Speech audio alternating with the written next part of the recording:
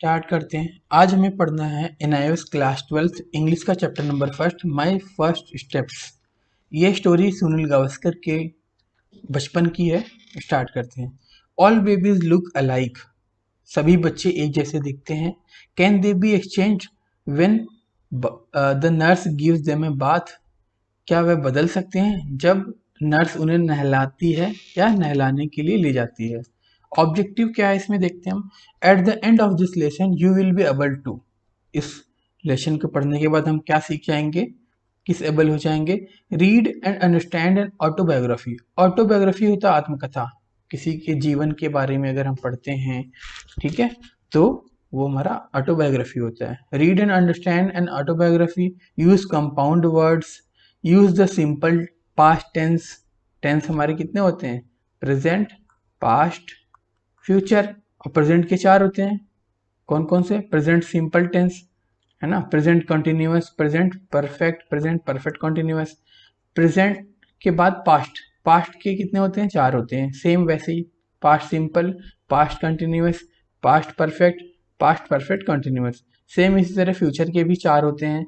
Future simple, future continuous, future perfect and future perfect continuous tense. तो ये 12 होते हैं, जिसमें से हमें इस चैप्टर में जो पढ़ना है वो पढ़ना है पास्ट सिंपल टेंस के बारे में। तो हम देखते हैं नेक्स्ट पार्ट इसका क्या है। Ask and answer simple question in speech. किसी भी स्पीच में सिंपल क्वेश्चंस का आंसर देना सीख जाएंगे हम और पूछना सीख जाएंगे। स्टार्ट करते हैं हम अपना चैप्टर। सेक्शन 1.1।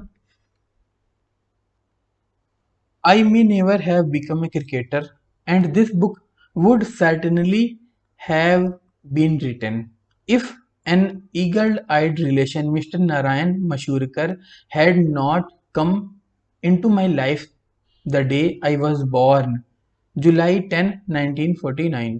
ये कह रहे हैं शायद मैं कभी क्रिकेटर नहीं बन पाता। यह किताब निश्चित रूप से नहीं लिखी जाती अगर एक ईगल आई वाला जो रिश्तेदार थे इनके क्या था, श्री नारायण मशहूरकर, मेरे जन्म के दिन, जिनका जन्म कब हुआ था, 10 जुलाई 1949 में, मेरे जीवन में नहीं आए होते। ठीक है, मतलब जब इनका बर्थ हुआ था तो उस दिन इनके नोन क्या नाम था, नारायण मशहूरकर, इन्हें देखने के लिए आए थे, इनसे मिलने के लिए आए थे। आगे पढ़ते हम। इट सीम्स दैट नान काका, एज आई कॉल्ड हिम, ठीक है, इनका नाम क्या था, नान काका था। Who had come to see me in hospital on the my first day in this world, notice the little hole near the top of my left ear lobe. क्या कह रही है कि जो इस दुनिया में मेरे पहले दिन मुझे अस्पताल में देखने आए थे, मेरे बाएं कान के ऊपरी हिस्से में एक छोटा सा छेद देखा था। ठीक है, मतलब वो जो नान काका जी आए थे, मिस्टर नारायण मशहूरकर, फर्स्ट डे जब इन्हें देखा था तो इनके कान के ऊपर, है ना, कान में क्या था, एक छेद था। ठीक है, अच्छा। The next day he came again, अगले दिन वो फिर से आए, and pick up the baby lying on the crib next to my mother. अगले दिन जब आए तो मेरे मदर के बगल में जो पालना रखा हुआ था, ठीक है, उस पालने में क्या था, हम आगे पढ़ते हैं। टू हिज अटर हॉरर, अटर का मतलब होता है टोटल। उनका जो फेस था अब कैसा हो गया था, बिल्कुल हॉरर जैसा हो गया था, पूरी तरह से वो हॉरर हो गए थे। He discovered that the baby did not have the hole on the left ear lobe, मतलब उन्होंने जब मुझे उठाया अगले दिन आकर देखा तो मेरे कान के ऊपर, मतलब जो कान के ऊपर छेद था वो छेद था ही नहीं। A frantic search of all the crypts in the hospital followed, and I was eventually located sleeping blissfully beside a fisherwoman। मतलब जब वो हॉस्पिटल में सर्च करने लगे, मतलब जितने भी बेड थे, बेड के बगल में जितने भी क्रिप्ट थे, क्रिप्स, सभी क्रिप्स पे देखा। फाइनली एक मछुआरन थी, उसके बगल में जो क्रिप्स था उसमें मैं लेटा हुआ था। Totally oblivious the commission, totally oblivious of the commission I had caused। अस्पताल में सभी पालनों की उन्मत्त खोज पीछा किया और अंततः मछुआरे के पास है ना, सोता रहा, मिला, मेरे द्वारा किए गए हंगामे में पूरी तरह से बेखबर था। ठीक है, the mix up it appears followed after the babies had been given their bath. ऐसा प्रतीत होता है, ऐसा लगता है कि मिश्रण बच्चे को नहलाने के बाद हुआ था, या हम कह सकते हैं बच्चों को नहलाने के बाद ही एक्सचेंज हुआ था। मतलब क्या था, जब नर्स मुझे और मछुआरन के बेबी को नहलाने के लिए लेकर गई तो मुझे मछुआरन के पास कर दिया था, और मछुआरन का जो बेबी था वो मेरी मदर के क्रिब में रख दिया था। ठीक है, स्टोरी आपको यहाँ तक समझ आ गई होगी। आगे करते हैं हम। Providence had help me to retain my true identity. जो प्रोविडेंस से मतलब जो हॉस्पिटल के स्टाफ थे, उन्होंने हेल्प किया हमारी पहचान बताने के लिए, मतलब मेरी पहचान बताई उन्होंने। And in the process charter the course of my life. ठीक है, और इस प्रक्रिया में मेरे जीवन के पाठ्यक्रम को चार्टर किया गया। I have often wondered what would have happened if nature had not marked me out. मैं अक्सर सोचा करता हूँ कि क्या होता अगर प्रकृति ने मुझे चिन्हित नहीं किया होता।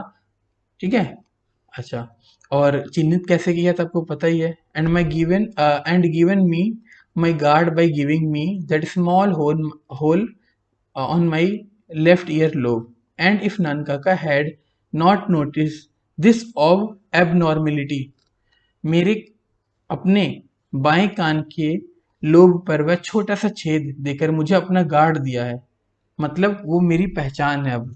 और अगर नानकाका ने इस असामान्यता, अब ये नॉर्मली अगर हम देखें हर एक बच्चा क्या है, पूरे पूरे कान सब कुछ सही होता है, अब मेरे कान के ऊपर क्या था, छेद था, तो ये मैं असामान्य हूं ना। ठीक है, असामान्यता पर ध्यान नहीं दिया होता। किसने ध्यान नहीं दिया होता, नानकाका ने, नारायण मसूरकर ने। शायद मैं बड़ा होकर एक अस्पष्ट मछुआरा होता, ऑब्वियसली, है ना। Perhaps I would have grown up to be an obscure fisherman, है ना, toiling somewhere along the west coast, मतलब पश्चिमी तट के किनारे कहीं मेहनत करता होता, है ना। अच्छा, आगे करते हैं हम। And what about the baby who for a spell took my place. और वो क्या होता, उस बच्चे के बारे में क्या होता जिसने एक जादू के लिए मेरी जगह ले ली। मतलब क्या है कि वो बच्चे का क्या होता है जिसने मेरी जगह ली होती है, मतलब वो अगर यहाँ आता तो उसका क्या होता। चलो आगे करते हैं हम। I do not know if he is interested in cricket.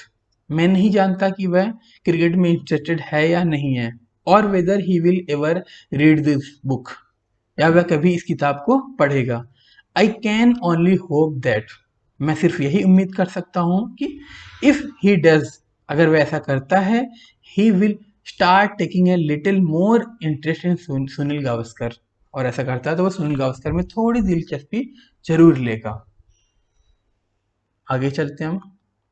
Intex questions 1.1, इसमें जो हमने अभी पैसेज पढ़ा है उसके उससे रिलेटेड क्वेश्चंस है। पहला क्वेश्चन है when was Sunil Gavaskar born. ठीक है, सुनील गावस्कर कब पैदा हुए। तो देखो यहाँ पर ये जो क्वेश्चन है ना 1 मार्क्स है, तो 1 मार्क्स में आप डायरेक्ट आंसर लिख सकते हो, आप फुल मार्क्स मिलेंगे। अगर 2 मार्क्स का कोई क्वेश्चन है तो आप डायरेक्ट उसे नहीं लिख सकते, उसको एक्सप्लेन करके लिखना होगा। तो ये आपका 1 मार्क्स का क्वेश्चन है। क्या है, when was Sunil Gavaskar born, Sunil Gavaskar कब पैदा हुए। तो आपने देखा था ना पहले दिन 10 जुलाई 1949 को पैदा हुए थे। What did Sunil uncle's Mr Narayan Masurkar notice when he came to see the baby in hospital. Sunil के चाचा श्री नारायण मसूरकर ने जब देखा तो उन्होंने क्या देखा, अस्पताल में कैसा था, है ना। तो उन्होंने देखा था कि जो इनके कान है, सुनील गावस्कर के कान के ऊपर क्या था, एक होल था छोटा सा। ठीक है, ये आंसर में लिखा हुआ है। क्वेश्चन नंबर 3 देखते हैं हम। थर्ड के 2 पार्ट है, ए बी। इसमें फर्स्ट क्वेश्चन है what was the horrible thing that happened the next day. अगले दिन कौन सी भयानक घटना घटी थी। तो ऑब्वियसली वो एक्सचेंज हो गए थे ना। Answer, the baby got exchange with one another. One another मतलब ये मछुआरन के बेबी से एक्सचेंज हुए थे। सेकंड पार्ट इसका है where was the missing child found. Missing child कहाँ पाया गया, तो sleeping next to fisher women. ठीक है। Fourth question, if Nanakaka had not noticed the hole on his ear where would he be living. अगर नानकाका ने अपने कान पर है ना मेरे कान के छेद को नहीं देखा होता तो क्या होता। है ना। तो हो सकता है आंसर क्या है, maybe with the fisherman. अच्छा ठीक है। Question number 5, find words from the passage with mean the same as. अच्छा, इसमें पैसेज में बहुत सारे ऐसे वर्ड्स हैं जो क्या होते हैं, सिनोनिम्स भी हो सकते हैं उसके, इन एंटोनिम्स भी हो सकते हैं। तो यहाँ पर जो बात कर रहे हैं वो सिनोनिम्स की बात कर रहे हैं। पहला है इसमें looking at the things with great attention and noticing small details. मतलब क्या है, चीजों को ध्यान से देखना और छोटे छोटे बातों पर ध्यान देना। इसको हम क्या कहते हैं, ईगल आई कहते हैं। ईगल आई कहते हैं, जिसको अगर नॉर्मली हिंदी में समझे हम तो सांड की आंख कहते हैं। एक मूवी भी आई थी, आप देख सकते हो, ठीक है, जिसमें दो दादी थी। अच्छा, बी पार्ट है unaware of what is happening. क्या हो रहा है हम उस चीज से अनजान है, तो उसको हम कहते हैं ऑब्लिवियस, जो कि पैसेज में आया हुआ था। आपको ऐसे ही क्वेश्चंस एग्जाम में आते हैं, ठीक है। Next, unknown. Unknown nor will be known, मतलब जिसको हम नहीं जानते। तो उसकी अगर हम हिंदी की बात करें या उसके सिनोनिम्स की पहले बात करें, तो उसका सिनोनिम्स होता है ऑब्सक्योर, ठीक है। अ शॉर्ट पीरियड, आपको पता है स्पेल, आप कहते हैं ना स्पेल, फर्स्ट स्पेल में 4 ओवर किए क्रिकेट मैच, अगर आप इंटरेस्टेड हो तो स्पेल देखा होगा, शॉर्ट पीरियड। चलो आगे करते हैं हम। 1.2 section 2, how did Sunil begin playing cricket, who helped to develop his talent as a cricketer. Let's read on. कह रहे हैं कि सुनील ने क्रिकेट खेलना कैसे शुरू किया, एक क्रिकेटर के रूप में अपनी प्रतिभा को विकसित करने में किसने उनकी मदद की, आइए पढ़ते हैं। Most vivid recollection of my childhood cricket playing days in is the time I almost broke my mother's nose. मेरे बचपन के क्रिकेट खेलने के दिनों में मेरी सबसे ज्वलंत याद, मतलब सबसे अच्छी जो याद है, वो यह समय जब मैं अपनी माँ की नाक लगभग तोड़ ही दी थी। She used to bowl to me in the small gallery of house where we played our daily match with a tennis ball. वह हमारे घर की छोटी सी गैलरी में मुझे गेंदबाजी करती थी, जहां हम अपना दैनिक मैच, डेली जैसे हम खेलते हैं ना रूटीन में मैच, इंटरेस्ट के तौर पर, हाँ, तो वैसे ही हम खेल रहे थे, टेनिस बॉल से खेलते थे, ठीक है। Since the area was small she would kneel to bowl to rather lob the ball to me. क्योंकि जो एरिया था वो छोटा था, तो गेंदबाजी करने के लिए घुटने टेकती थी, मतलब घुटने के ऊपर बैठकर घुटने से वो मुझे बॉल कराती थी, बल्कि गेंद को मुझे लपकती थी, मतलब गेंद फेंक के उसे लपक लेती थी। जैसे फेंकती थी, जैसे आप एक इमेज बनाओ कि आप छोटे से हो, आपकी मम्मा बॉल फेंक रही तो कैसे फेंकेगी, अब एक बॉलर की तरह थोड़ी फेंकेगी, है ना। तो वैसे ही समझ सकते हो आप। I hit on straight back and caught bang on the nose which started bleeding, ठीक है। तो मैंने एक सीधी पीठ पे मारा, और मतलब सीधे शॉट खेला धमाके से, और उनकी नाक पर जाकर लगा, तो खून बहने लगा।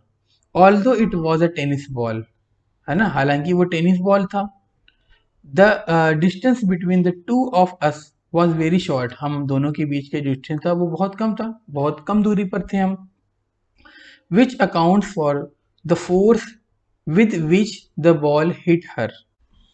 I was frightened, but she shrugged it off, washed her face, and as the bleeding stopped, तो हालांकि जो जगह था वो कम ही था, है ना, फिर भी अगर कम डिस्टेंस पे आप कोई बॉल मारोगे तो सामने वाले बंदे को ज़्यादा लगता है ना।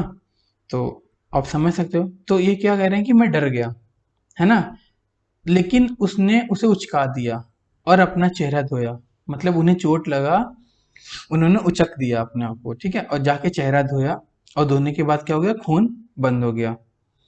वी कंटिन्यूड द गेम, और हमने गेम को स्टार्ट कर दिया। But for the rest of the day it was only forward defence for me, लेकिन बाकी दुनिया के लिए मेरे लिए केवल फॉरवर्ड डिफेंस था। फॉरवर्ड डिफेंस होता है ना, जो बिल्कुल सामने बैट को हम मूव करते हैं डिफेंस करने के लिए, ताकि हम बोल्ड ना हो जाए, ठीक है, वही। I restrained my self and played two attacking shot, मैंने खुद को संयमित किया और कोई आक्रमणकारी शॉट नहीं खेला।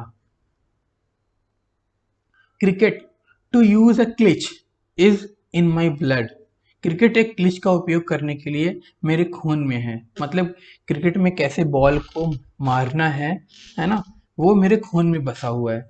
My father was a good club cricketer in his days and अ कीन student of the game.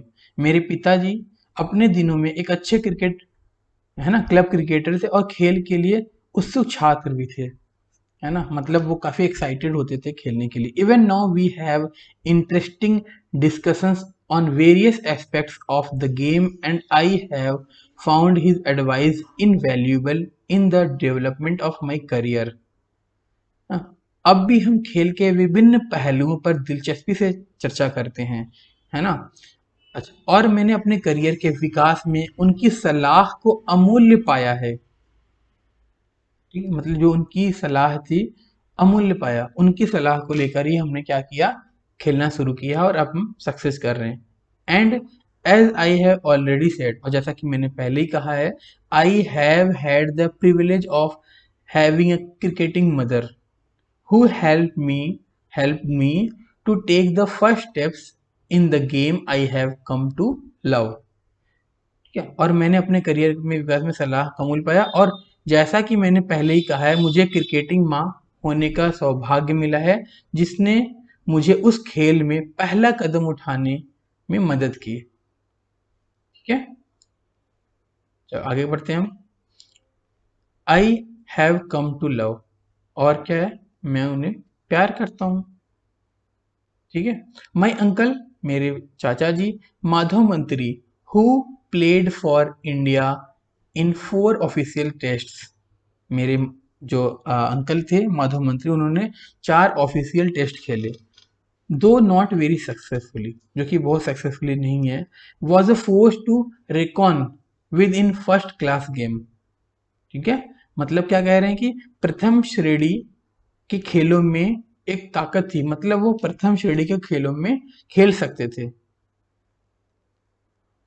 Whenever I went to my uncle's house, my favorite pastime used to be to take out his pullovers and caress them with a sense of longing। जब भी मैं अपने मामा के घर जाता था, तो मेरा पसंदीदा शगल हुआ करता था उनके पुलोवर को बाहर निकालना और उन्हें लालसा की भावना से दुलारना। पुलोवर जो कपड़े पहने होते हैं, टी शर्ट हैवी, तो उसको उतार कर लालसा की भावना से दुलार करते थे। I was so attracted by the India Test pullovers that once I even dared to ask him if I could take one since he had so many। मैं भारत के टेस्ट पुलवर से इतना आकर्षित था। टेस्ट पुलवर्स का मतलब जो इनकी जर्सी होती है ना, वो जो टेस्ट में पहनते थे वो, क्योंकि उनके पास बहुत सारी थी। अच्छा, मैं भारत में टेस्ट पुलवर में इतना आकर्षित था कि एक बार मैंने उनसे पूछने की हिम्मत भी की थी, क्या मैं एक ले सकता हूँ, क्योंकि मुझे बहुत पसंद थी, क्योंकि उनके पास तो बहुत सारे थे।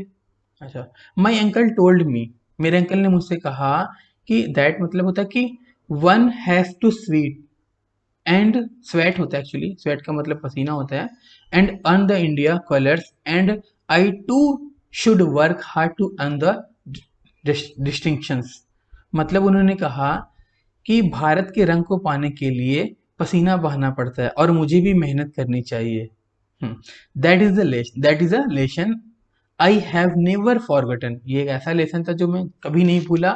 Looking back, I am glad that my uncle did not succumb to my childish fancy and instead thought me that there was no shortcut to the top।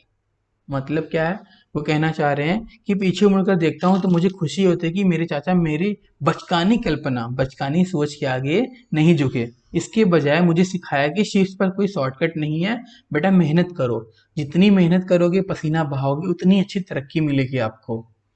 I was also fascinated by the many souvenirs. Souvenirs Hindi भी बताता हूँ मैं। I was also fascinated by the many souvenirs he had and the large number of trophies he had won। मैं उनके पास मौजूद कई स्मृति चिन्ह, ठीक है, स्मृति चिन्ह है, और बड़ी संख्या में उनके द्वारा जीती गई ट्रॉफियों से भी प्रभावित था। What I liked most was the stump bearing the autographs of the 1952 India and England teams, and I love to linger over the autograph by every player. मुझे जो सबसे ज़्यादा पसंद आया वह था 1952 की भारत और इंग्लैंड की टीमों में ऑटोग्राफ वाला स्टंप, और मुझे हर खिलाड़ी के ऑटोग्राफ पर टिके रहना अच्छा लगता था. Right from the beginning, I wanted to become a batsman and hated losing my wicket. मैं शुरुआती से ही क्या बनना चाहता था? बैट्समैन बनना चाहता था. मुझे अपना विकेट गंवाने से नफरत थी, है ना. Hated losing my wicket. This became such a obsession with me that if the rest of the boys ever got me out, I would fight and eventually walk home with the bat and the ball. यह मेरे साथ ऐसा जुनून बन गया था कि अगर बाकी लड़कों ने मुझे कभी आउट किया तो मैं लड़ूंगा और अंत में बल्ले और गेंद के साथ घर चलूंगा. This would bring the game to an abrupt, and since nobody else had a ball or bat, यह खेल को अचानक समाप्त कर देगा क्योंकि किसी और के पास गेंद या बल्ला नहीं था. मतलब क्या चाहते थे कि इनके पास बैट बॉल था, अगर किसी ने आउट किया तो ये अपना बैट बॉल लेकर चले जाएंगे, उनके पास तो है ही नहीं, है ना. तो ये ऐसा करते थे. अच्छा, आगे बढ़ते हैं. The boys cursed and called me names. मतलब वो मुझे गालियां देते थे और अलग अलग नाम से बुलाते थे. But the tension did not last long and we generally got on very well. लेकिन जो टेंशन थी अधिक समय तक नहीं रहा और हम आमतौर पर बहुत अच्छे थे. ठीक है, मतलब ये चले जाते तो ऐसा नहीं कि लड़ाई झगड़ा होता रहे, वो हम अच्छे फ्रेंड्स थे. ठीक है. Among these early comrades with whom I played were the Ambai brothers, the Manderkar brothers, and several others who made up our team.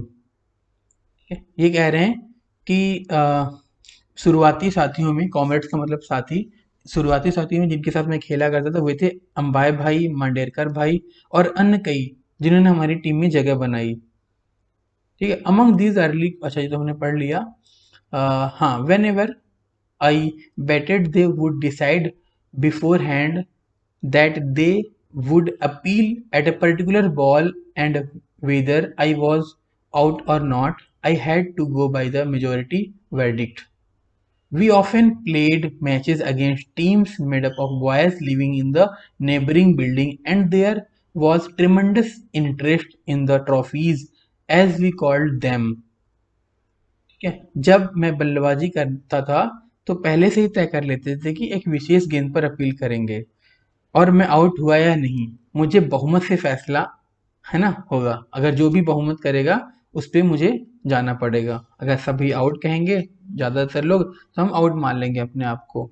ठीक है. इस तरीके से हमें अक्सर पड़ोस की इमारत में रहने वाले लड़कों के टीम के साथ काफ़ी मैच खेले हैं. अच्छा, ये मैंने हिंदी इंग्लिश पढ़ी नहीं है, हम आगे पढ़ते हैं. This trophy very small white metal cups for which we all contributed and brought for little as 150. ये ट्रॉफियाँ बहुत, हाँ, तो हम अक्सर पड़ोस की इमारत में रहने वाले लड़कों से बनी टीमों के खिलाफ मैच खेलते थे और ट्रॉफियों में जबरदस्त दिलचस्पी थी. ठीक है, जैसा कि हम उन्हें बुलाते थे. These trophies were small white metal cups for which we all contributed and brought for as little as rupees 1.5. ये जो ट्रॉफियां थी सफ़ेद धातु के छोटे कप थे जिनके लिए हम सभी ने योगदान दिया और कम से कम ₹1.5 में खरीदा. आगे देखते हैं. Index question 1.2. How did Gavaskar break his mother's nose. Gavaskar ने अपनी माँ की नाक कैसे तोड़ी? He hit her with his ball on the nose while playing his daily match with her in their house. जब वो अपने घर में डेली मैच खेल रहे थे तब उन्होंने अपनी मदर्स की नोज क्या कर दी? ब्रेक की थी. Question number 2. What qualities of his mother's character are brought out through this part of the extract? Pick the two word phrases that best describe her from the ones given below. Patient, encouraging, excellent, cricketer, clever, unwilling to cooperate, helpful. तो यहाँ पर ये कह रहे हैं कि passage में ऐसे 2 वर्ड्स कौन से हैं जो उस मदर के बारे में, है ना, उसके चरित्र के बारे में, उसकी क्वालिटी के बारे में बताए गए हैं. तो मेरे अकॉर्डिंग क्या है यहाँ पर आंसर सही? Patient and encouraging. ठीक है. पेशेंट का मतलब समझते हो आप क्या होता है, धैर्य रखना, ठीक है। और इनकरेज का मतलब क्या होता है, उत्साहजनक, excited. Question number third, when Gavaskar says cricket is in my blood, he means that, tick the correct. तो इसका फर्स्ट पार्ट क्या है, he struggles and gives his blood to play cricket, वह संघर्ष करते रहे और क्रिकेट खेलने के लिए अपना खून दिया। नहीं, ऐसा नहीं है, ठीक है। His family has thought him the game, उनके परिवार ने उन्हें सिखाया ना, ये भी कह सकते हो लेकिन एग्जैक्टली सही नहीं है। हम इसके बाद थर्ड देखते हैं, he has inherited interest in the game from his family members. हाँ जी, ये बिल्कुल सही है, मैंने रेड पहले ही कर रखा था इसे, ठीक है। तो उन्होंने फैमिली मेंबर से क्या किया, सीखा, या हम कह सकते हैं उन्हें विरासत में मिली। इनहेरिटेड का मतलब होता है विरासत, ठीक है। आगे चलते हैं हम, it is a dangerous game, यह एक खतरनाक खिलाड़ी है, इसके लिए उन्होंने खेला था। नहीं, फोर्थ भी ऑप्शन गलत है हमारा। फोर्थ क्वेश्चन देखते हैं हम, what did Gavaskar like to do whenever he went to his uncle's house, why. Gavaskar जब भी अपने चाचा के घर जाते तो क्या पसंद करते थे और क्यों। Answer number one, take out his pullovers and touch them lovingly, showing that they admired his uncle to be to uncle for being on the Indian test team। ठीक है, मतलब वो क्या करते थे, वो जो पुलोवर्स को उतार के उनके साथ खेलते थे, है ना। और जो वो चाहते थे कि वो क्या करें, जो पुलोवर्स है वो जो शर्ट है ना, जर्सी वो ले लें। यही तो हमने पढ़ा था उसमें। सेकंड पार्ट क्या है, looking at his uncle's souvenirs including trophy जो उनको मिले थे, है ना। तो वो क्या करना चाहते थे, लेना चाहते थे। और जो स्टंप थे जिस पर ऑटोग्राफ थे इंडियन क्रिकेटर्स के जो ऑटोग्राफ थे वो लेना चाहते थे। चलो फिफ्थ क्वेश्चन देखते हैं, what lesson did his uncle teach him. तो उनके अंकल ने उन्हें क्या सबक सिखाया था, कि मेहनत करो ढेर सारा, तभी आप आगे बढ़ोगे जिंदगी में, महान बनोगे। To work hard to become great in life. Question number six, there is no shortcut to the top means, tick the correct. ठीक है, पहला, you can have a high position in life through shortcuts, ये तो बिल्कुल ही गलत है। ये कहना चाहते हैं कि अगर हमें हाई पोजीशन पे जाना है तो हमें बिल्कुल शॉर्टकट से जाना चाहिए, तो ये तो ऐसे थोड़ी ना होता है, ये तो सिखाया नहीं था उन्होंने। उन्होंने क्या कहा था, you must work hard to succeed in life. Second option सही है, तो थर्ड फोर्थ आप पढ़ लेना। हम आगे चलते हैं। Seventh question, which souvenirs did Gavaskar like the most, है ना, कौन सा सोवेनियर जो इस स्मृति चिन्ह था, क्या था। पहला तो स्टंप था, दूसरा था ऑटोग्राफ, किसका ऑटोग्राफ, इंडियन क्रिकेटर्स का लिखा हुआ था। Eighth question, Gavaskar says I hated losing my wicket, Gavaskar कहते थे अपना विकेट गंवाने से नफरत थी, क्यों ऐसा कहते थे। What would happen whenever to get out, है ना। पहला क्या है, what would happen whenever he got out, जब भी वो आउट होगा तो क्या होगा। ठीक है, ये हमारा सही है। हम आगे करते हैं, how would the other boys react to this, दूसरे बच्चे थे उनका रिएक्शन कैसा था। C part, what does the behaviour shows about Gavaskar. यहाँ पर तीन क्वेश्चन है, ठीक है, इसको आपको क्या करना है, खुद से एक्सप्लेन करना है। ये इंडिविजुअल क्वेश्चंस होते हैं, मेरे अकॉर्डिंग कुछ और होगा, आपके लिए कुछ और होगा, तो आप कर सकते हो। नाइन्थ में कह रहे हैं, find words from the passage which mean the same as, passage में ऐसा वर्ड ढूंढो जो सेम है। पहला क्या, क्लियर, क्लियर से मतलब क्या है, पारा 3 में था विविड, इसका मतलब है, विविड का मतलब क्लियर होता है। कंट्रोल्ड या चेक्ड का मतलब होता है रिस्ट्रेन्ड, ठीक है। रिस्ट्रेन मतलब नियंत्रित, जांच, आप कर सकते हो। ग्रेट वैल्यू, ग्रेट वैल्यू को हम क्या कहते हैं, इनवैल्यूएबल, ठीक है, जिनकी बहुत ही ज्यादा वैल्यू होती है, invaluable. An object kept as a reminder of an event, कोई भी ऑब्जेक्ट घटना को दिलाने के लिए हम क्या करते हैं, एक सोवेनियर रखते हैं, है ना। सोवेनियर का मतलब स्मृति चिन्ह, ठीक है। And a strong feeling desired idea, strong feelings को हम क्या कहते हैं, ऑब्सेशन, ऑब्सेशन, एक मजबूत भावना या इच्छा, उसको हम कहते हैं ऑब्सेशन। आगे चलते हैं हम, ओवरऑल क्वेश्चंस।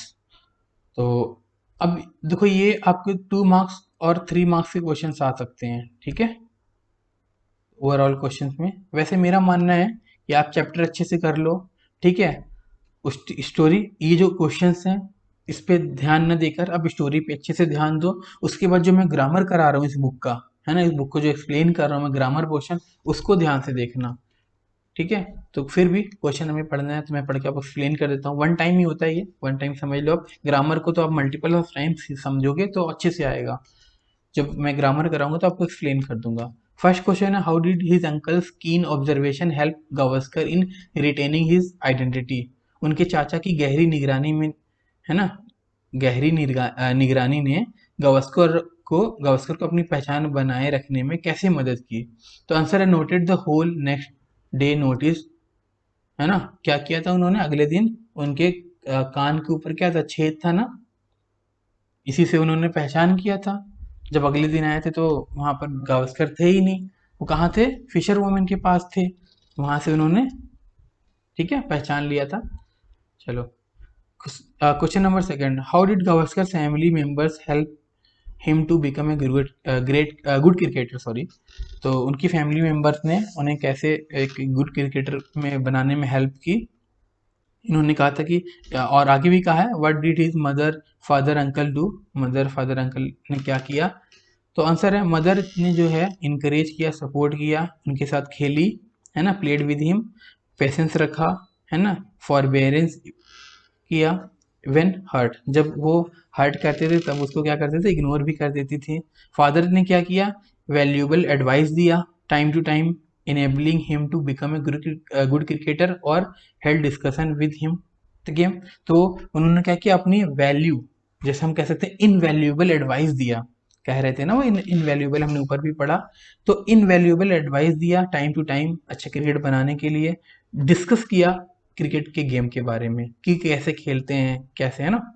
उसके बाद हम बात करते हैं अंकल, अंकल ने कैसे किया, अंकल ने इंस्पायर्ड किया कि खून पसीने से, मतलब पसीने से ही आप कमा सकते हो, मेहनत से कमा सकते हो, जो वो टी शर्ट या जो पुलोवर्स लेना चाहते थे, जर्सी लेना चाहते थे। ठीक है, अच्छा, उसके बाद थर्ड पार्ट देखते हैं, how did Gavaskar behave during matches played in his childhood days. Childhood days में गावस्कर कैसा बिहेवियर करते थे, वो चाहते थे कि आउट ना हो, अगर कोई आउट करता था तो अपना बैट बॉल लेकर चले जाते थे, ये तो ऐसा बिहेवियर था, है ना।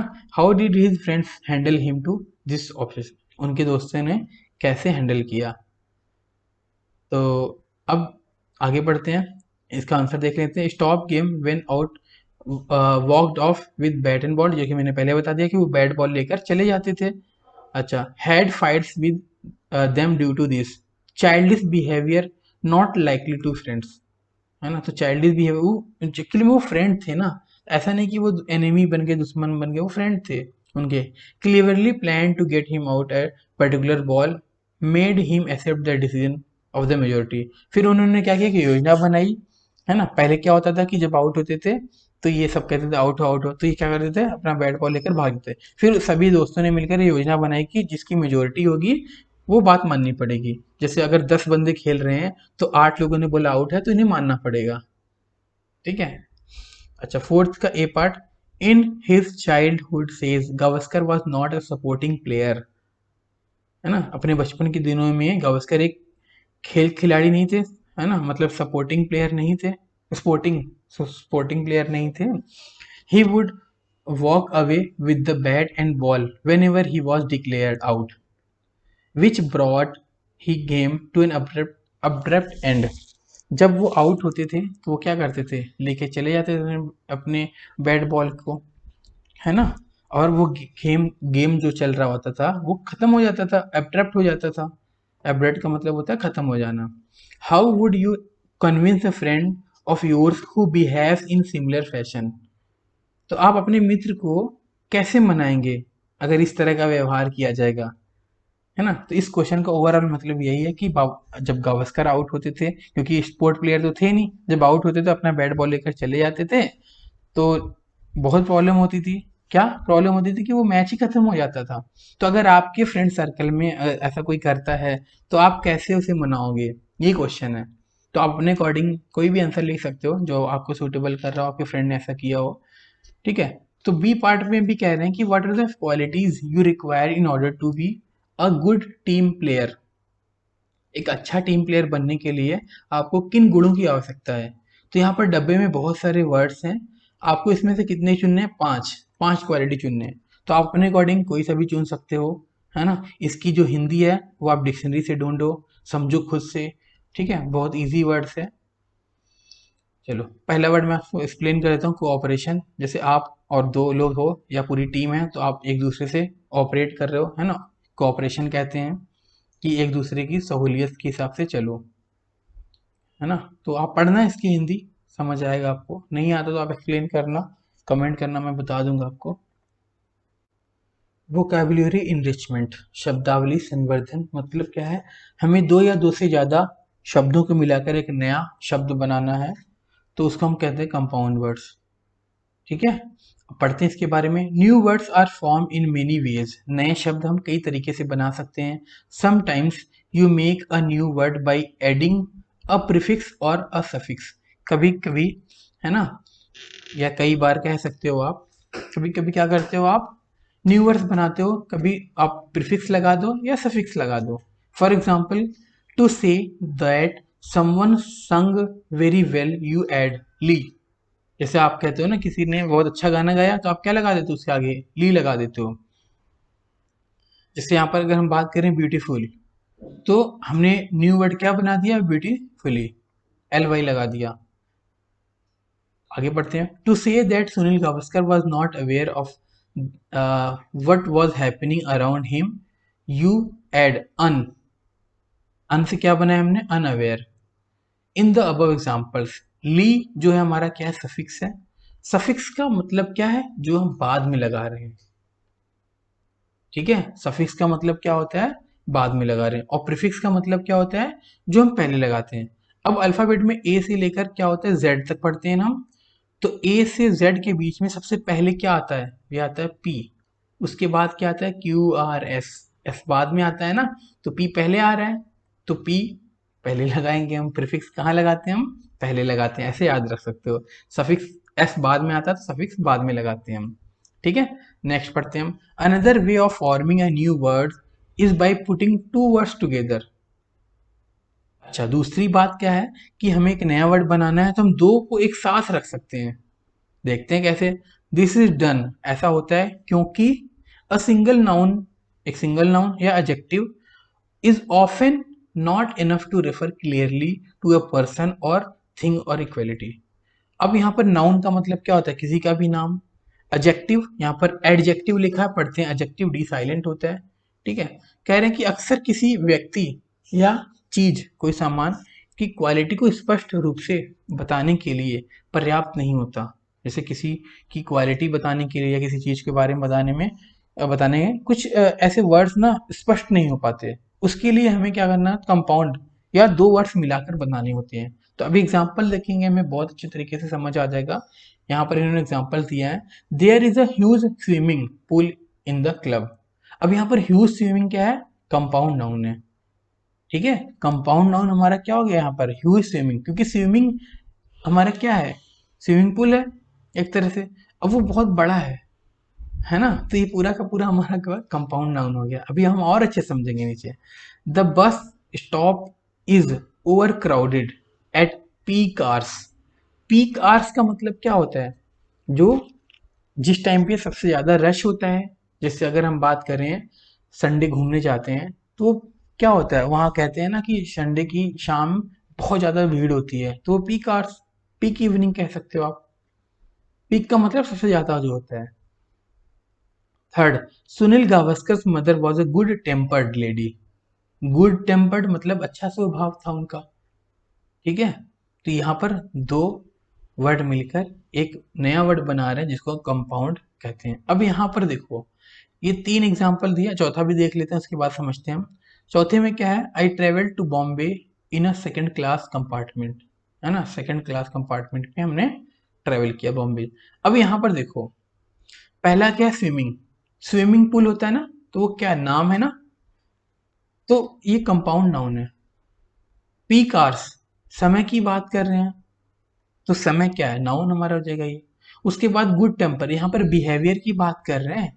बिहेवियर का मतलब क्या होता है? उसकी क्वालिटी के बारे में बात कर रहे हैं। किसके? उनकी माता जी के, तो जब किसी की क्वालिटी के बारे में बात करते हैं तो क्या कहते हैं, एडजेक्टिव कहते हैं ना हम। अच्छा, उसके बाद एक नया वर्ड देखो, आपने पहले ही पढ़ रखा है, एडवर्ब। एडवर्ब का मतलब क्या होता है? एडवर्ब का मतलब होता है किसी के काम की तारीफ। एडजेक्टिव का मतलब होता है किसी इंसान या किसी नाउन की तारीफ। तो यहाँ पर मदर है ना, तो उनकी तारीफ हो रही, एडजेक्टिव है। अगर इनके काम की तारीफ होती तो क्या होता है, एडजेक्टिव। ठीक है, हम आगे करते हैं। ठीक है, तो कंपाउंड एडजेक्टिव हो गया ये। उसके बाद फोर्थ में हमने देखा सेकंड क्लास है। सेकंड क्लास किसकी बात कर रहे हैं, कंपार्टमेंट, मतलब वो जिस ट्रेन में जा रहे हैं ये, है ना, उस कंपार्टमेंट की बात कर रहे हैं। तो ये क्या है, एडजेक्टिव है ना, मतलब उसकी तारीफ हो रही है ना। चलो, सेकंड कंपाउंड। बाकी ये जो एडजेक्टिव है, एडवर्ब है, इसके लिए अलग से चैप्टर होता है, कभी जब हम ग्रामर की क्लासेस करेंगे उसमें सीखेंगे। चलो, फर्स्ट पार्ट इसका, some compound words are written with space between two words, है ना। कुछ कंपाउंड्स के बीच में हम क्या करते हैं, स्पेस करते हैं। For example, car, park, gas stove. यहाँ पर हमें क्या करना है, बीच में स्पेस देना। देखो यहाँ पर बीच में स्पेस है ना, car space park, gas space stove. अच्छा, उसके बाद some compound words have a hyphen. बहुत सारे या कुछ कंपाउंड वर्ड्स में हम क्या करते हैं, हाइफन यूज करते हैं, जैसे ईगल आइड, 24। अच्छा, थर्ड पार्ट है, some compound words are join together, और कुछ ज्वाइन भी हो जाते हैं। तो हमने यहाँ पर तीन तरह के कंपाउंड पढ़े। पहले में क्या करते हैं, स्पेस देते हैं हम। दूसरे में क्या करते हैं, हाइफन लगाते हैं। ठीक है, और तीसरे में हम क्या कर देते हैं, मर्ज कर देते हैं, मतलब मिक्स कर देते हैं। तीन तरह के कंपाउंड वर्ड्स बनते हैं हमारे। नोट में कह रहे हैं, compound nouns are usually written as two separate words. Usually दो अलग अलग वर्ड्स को लिखा जाता है, दो अलग अलग वर्ड्स में लिखते हैं। Compound adjectives are usually join together with hyphen. अब यहाँ पर बात क्या है, देखो, अगर नाउन है तो सेपरेट होगा, ठीक है, अगर एडजेक्टिव है तो ज्वाइंट होगा। ठीक है, या तो हम हाइफन लगा के कर सकते हैं उसको, ये याद रखोगे आप। दोबारा से सुन लो आप वीडियो को बैक करके। आगे करते हैं हम। Index question 1.3, form new words by choosing one words from group A and one from group B. मतलब ग्रुप ए नीचे दिया हुआ, ग्रुप बी दिया हुआ है, उसको क्या करना है, आपको चूज करना है। फिर कह रहे हैं, you may right the new words, आपको न्यू वर्ड्स लिखने हैं in one of the ways discussed above. जो कि डिस्कस अबव हमने किया ना, उसी के बेस पर आपको कंपाउंड वर्ड्स बनाने हैं। For example, you would like to write, आप लिखना चाहते हो या चाहोगे मदर इन लॉ। तो मदर इन लॉ को हम कैसे लिखेंगे, mother hyphen in hyphen law, इस तरीके से। ठीक है, नॉट मदर इन लॉ, ये गलत है। ठीक है, मदर इन लॉ में हाइफन लगा के हम करेंगे। तो देखते हैं हम टेबल में क्या है। टेबल में पहला ग्रुप ये है और ग्रुप बी ये है, ए बी है। तो मैंने यहाँ पर कुछ वर्ड्स में ऐड कर कर लिखे हैं, तो आइए हम देखते हैं। ये आप देख लो, ये कॉपी में नोट कर लो, उसके बाद ये नोट करना। ठीक है, अब देखो फर्स्ट क्लास है, तो first space class. Four footed, four footed में क्या आएगा, हाइफन आएगा। ठीक है, क्यों आ रहा है, हमने रूल देखा वहां पर। 3 year old, gas stove, trouble maker, inter class, short sighted, bread crumbs, है ना, white coloured, batsman, four sighted, grand mother, pull over. Pull over मिलाकर क्या बना, पुल ओवर बना। देख लो यहाँ पर, यहाँ से आप दो एक वर्ड्स लो, यहाँ से एक वर्ड लो, मिक्स कर दो। अब आपको देखना है कि किस पे हाइफन लगेगा, कहाँ पर स्पेस लगाना है और कहाँ पर मर्ज करना है, मिला देना है। उसके लिए अभी रूल हमने देखा था, रूल क्या देखा था, देखते हैं। यहाँ पे देखो रूल लिखा था, नोट लिखा था ना, कि यूजुअली जो नाउन होता है हमारा वो सेपरेट होता है, एडजेक्टिव जो होता है हमारा ज्वाइंट होता है या हाइफन से होता है। तो उसकी बेस पर आप कर सकते हो, बाकी प्रैक्टिस करते करते आपको आ जाएगा। और वैसे भी ये बहुत इंपॉर्टेंट नहीं है एग्जाम पॉइंट ऑफ व्यू से। इंटेक्स क्वेश्चन 1.4 हमें करना है। एक पैराग्राफ दिया हुआ है, उसमें फिलअप करना है, अपने अकॉर्डिंग कर सकते हो। एग्जाम पॉइंट ऑफ व्यू से कोई इंपॉर्टेंट नहीं है, इसका कोई इंपॉर्टेंस नहीं है। हम सीधे चलते हैं ग्रामर पे, जो कि इंपॉर्टेंट है। यहाँ पर हमें टेंस पढ़ना है, सिंपल पास्ट टेंस। तो सिंपल पास्ट टेंस, टेंस का एक अकेला टेंस ऐसा है जहाँ पर हम वर्ब का सेकेंड फॉर्म यूज करते हैं। जैसे हमारे पास गो है, तो सेकेंड फॉर्म क्या होता है, वेंट। ठीक है, और थर्ड फॉर्म क्या होता है, गॉन। तो टेंस का अकेला सिंपल पास्ट टेंस होता है जिसमें हम वर्ब का सेकेंड फॉर्म यूज करते हैं, that means we to use करते हैं। ठीक है, हम पढ़ते हैं। पहला, Sunil Gavaskar wanted to become a great batsman. Sunil Gavaskar महान बल्लेबाज बनना चाहते थे। यहाँ पर काम क्या है, बनना, है ना। और सॉरी, बनना नहीं, काम क्या है, चाहना। वो तो बनना चाहते थे ना, तो वांटेड टू बिकम हमारा क्या काम है। तो वांट का मतलब होता है चाहना, वांट का मतलब चाहना, तो सेकंड फॉर्म क्या हो जाएगा, वांटेड। ठीक है, तो यहाँ पर सेकंड फॉर्म यूज हुआ है। ही हेटेड, हेट का मतलब नफरत करना, हेटेड का मतलब नफरत किया। तो उन्होंने, ही हेटेड लूजिंग हिज विकेट, उन्हें अपना विकेट गंवाने में नफरत था, है ना। अच्छा, playing cricket was an obsession with him, cricket खेलना उनके लिए जुनून था। क्रिकेट है ना, प्लेइंग, यहाँ पर ऑब्सेशन वर्ब का फॉर्म यूज नहीं हो रहा है, लेकिन हमें यहाँ पर सिंपल सेंटेंस दे रहे हैं पास्ट के। हम आगे देखते हैं, हमें आगे अच्छा और समझ आएगा। द डॉक्टर एग्जामाइंड, एग्जामाइन का मतलब होता है चेक करना, एग्जामाइंड मतलब चेक किया, मेरे दांतों को जांच की। तो नोटिस करो, इसमें जितने भी आपने सेंटेंसेस पढ़े हैं, सबके सब कहाँ यूज हो रहे हैं, पास्ट में यूज हो रहे हैं। ठीक है, जैसे आप न्यूज़पेपर पढ़ते हो, तो न्यूज़पेपर तो पिछले दिन की खबर होती है ना, तो वो भी तो सिंपल पास्ट ही यूज होता है ना। ठीक है, आप समझ सकते हो। अच्छा, उसके बाद कह रहे हैं also note that no helping verb, यहाँ पर कोई भी हेल्पिंग वर्ब यूज नहीं होता। सिंपल पास्ट में कोई भी हेल्पिंग वर्ब यूज नहीं होता। मेन वर्ब क्या यूज होता है, वी टू। अच्छा, अगर दूसरी बात, अगर हम बात करें सेंटेंस की, तो पहला होता है हमारा अफर्मेटिव सेंटेंस, जैसे वह पढ़ा। ठीक है, दूसरा होता है हमारा नेगेटिव सेंटेंस, वह नहीं पढ़ा। तीसरा होता है इंट्रोगेटिव सेंटेंस, क्या वह पढ़ा। चौथा होता है हमारा नेगेटिव इंट्रोगेटिव, क्या वह नहीं पढ़ा। पांचवा होता है हमारा वह क्यों नहीं पढ़ा, WH फैमिली इंट्रोगेटिव जिसे कहते हैं हम। तो जो हम बात कर रहे हैं हेल्पिंग वर्ब नहीं होता ना, वो सिर्फ और सिर्फ पॉजिटिव में होता है, मतलब अफर्मेटिव में होता है कि कोई भी हेल्पिंग वर्ब यूज नहीं होता। अगर नेगेटिव आ जाए तो कौन सा हेल्पिंग वर्ब यूज होगा, डिड। इंट्रोगेटिव में भी डिड, मतलब सभी में हेल्पिंग वर्ब डिड यूज होगा। अच्छा, जब नेगेटिव इंट्रोगेटिव ये सब डिड यूज होंगे ना, तो वर्ब का सेकंड फॉर्म यूज नहीं होगा, तब क्या यूज होगा, वर्ब का फर्स्ट फॉर्म। ठीक है, इतना सा रूल है ये। तो आपने क्या सीखा, अगर अफर्मेटिव सेंटेंस है तो कोई भी हेल्पिंग वर्ब यूज नहीं होगा और वर्ब का सेकंड फॉर्म यूज होगा। अगर नेगेटिव इंट्रोगेटिव है ना, नेगेटिव इंट्रोगेटिव हो गया, WH फैमिली वाला हो गया, जैसे अभी मैंने सारी हिंदी बताई ना, एक बार रिवाइंड करके सुन लेना। तो उन सभी में हेल्पिंग वर्ब यूज होगा, क्या यूज होगा, डिड। और जब डिड यूज हो जाएगा तो V2 ना यूज होकर V1 यूज होगा। जैसे मैं एक एग्जांपल ले लूं, जैसे यहाँ पर फर्स्ट एग्जांपल है, वर्क बिकम्स वर्कड। वर्क हमारा क्या बन गया, वर्कड बन गया। ठीक है, जैसे मैं वर्क से एग्जांपल ले लेता हूँ, उसने अपना काम किया, उसने अपना काम किया, तो क्या हो जाएगा, ही वर्कड। ठीक है, उसने काम किया, ही वर्कड। अगर मैं कह दूं उसने काम नहीं किया, तो क्या हो जाएगा, he did not work. He did not work हो जाएगा, ही डिड नॉट वर्क हो जाएगा, ऐसे होता है। अच्छा, अगर कह दूं क्या उसने अपना काम किया, तो ये हो जाएगा डिड, फिर उसके बाद आएगा ही वर्क, उसके बाद क्वेश्चन मार्क। अगर यहां पर मैं कह दूं क्या उसने अपने काम नहीं किया, तो डिड ही नॉट वर्क, ऐसे हम बनाते हैं। ठीक है, तो हम आगे पढ़ते हैं। अच्छा, इसी में थोड़ा सा एक आगे है, नोट भी है, नोट भी पढ़ लेते हैं। तो नोट पे इन्होंने क्या दिया है, देखते हैं।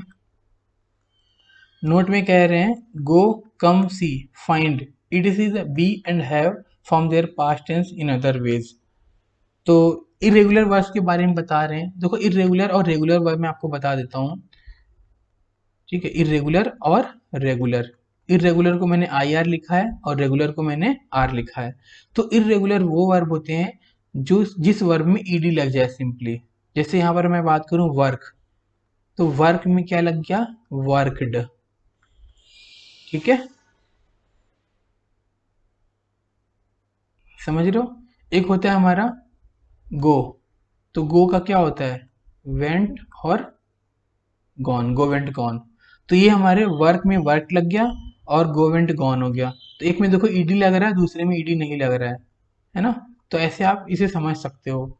तो यहाँ पर हम बात किसकी करेंगे, इरेगुलर। तो आगे पढ़ते हैं, हमें समझ आ जाएगा। तो यहाँ पर इन्होंने सीधे क्वेश्चन स्टार्ट कर दिया है, तो हम क्वेश्चन स्टार्ट करते हैं। Complete the following narration by using the verb given in bracket simple past tense. तो सिंपल पास्ट में हमें कन्वर्ट करना है, ठीक है। तो सिंपल पास्ट का रूल मैंने बताया था ना कि अगर अफर्मेटिव है तो वर्ब का सेकंड फॉर्म यूज होगा और हेल्पिंग वर्ब नहीं यूज होगा। करते हैं। When Sunil Gavaskar was born, जब सुनील गावस्कर पैदा हुए, अ रिलेटिव कम, कम का सेकंड फॉर्म होता है केम, कम का सेकंड फॉर्म होता है केम। तो यहां पर क्या आ जाएगा, came, CAME, came to see him in hospital, in the hospital. His name, उनका नाम क्या था। अब यहाँ पर इज दे दिया। अब इज कब यूज होता है, ये होता है प्रेजेंट में। तो इज का जो पास्ट है वो क्या होता है, वॉज होता है, ठीक है। इज का जो पास्ट है वो वॉज होता है। तो name was mister Narayan Masurkar and he had sharp eyes, उनकी जो आंखें थी वो शार्प आई थी, मतलब वो बारीकी से चीजों को देखते थे। ईगल आइज हमने पढ़ा था पैराग्राफ में। ही नोटिस, अब नोटिस का क्या हो जाएगा, नोटिस्ड हो जाएगा।